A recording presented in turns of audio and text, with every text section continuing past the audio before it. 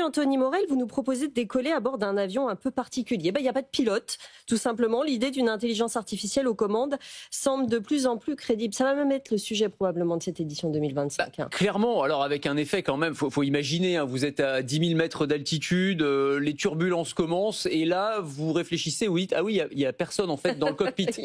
Il va y avoir aussi cette question-là. Il n'y a pas de pilote dans l'avion, littéralement. Et c'est vrai que tous les industriels, que ce soit Airbus, Boeing, Thales, réfléchissent depuis plusieurs années maintenant à l'idée de vols commerciaux en mode 100% autonome, ce qui, d'un point de vue technologique, aurait du sens. Je veux dire, dans le militaire, ça existe depuis longtemps. Oui. On a les drones, donc là, ce seraient des drones, mais avec des passagers à l'intérieur. Et d'ailleurs, il y a déjà eu des vols d'essai. Il y en a eu un certain nombre, des vols en mode sans intervention humaine, de la phase de roulage au retour au hangar. Alors, vous allez me dire, la grande majorité des vols, grosse partie de ce qui se passe en l'air, c'est déjà automatisé. Oui. Mais là, on parle aussi des phases de décollage, d'atterrissage, qui sont des choses qui sont extrêmement délicates et qui sont aujourd'hui gérées par des humains. Mais là, ces avions, eh bien, ils sont équipés de lidar, de caméras hyper sophistiquées avec des algorithmes, intelligence artificielle embarquée, et ils vont être capables, eh bien, de tout gérer, absolument tout, du début jusqu'à la fin. Alors il y a quand même un pilote humain à bord au cas où il se passerait quelque chose, hein, pour les vols d'essai,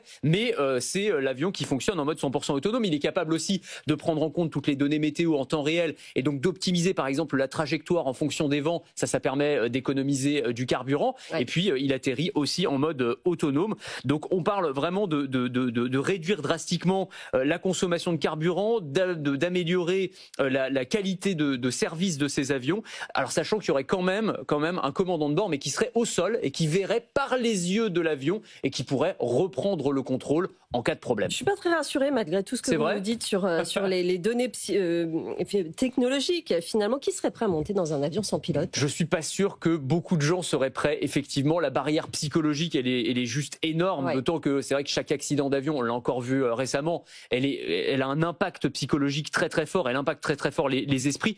Après, quand on y réfléchit et quand on essaye de rationaliser la chose, même si c'est contre-intuitif, ces avions sans pilote, ils seraient probablement plus fiables que les avions qu'on a aujourd'hui. Parce qu'il y a beaucoup d'erreurs humaines. Eh ben oui, la grande majorité des crashs, c'est quand même des erreurs humaines.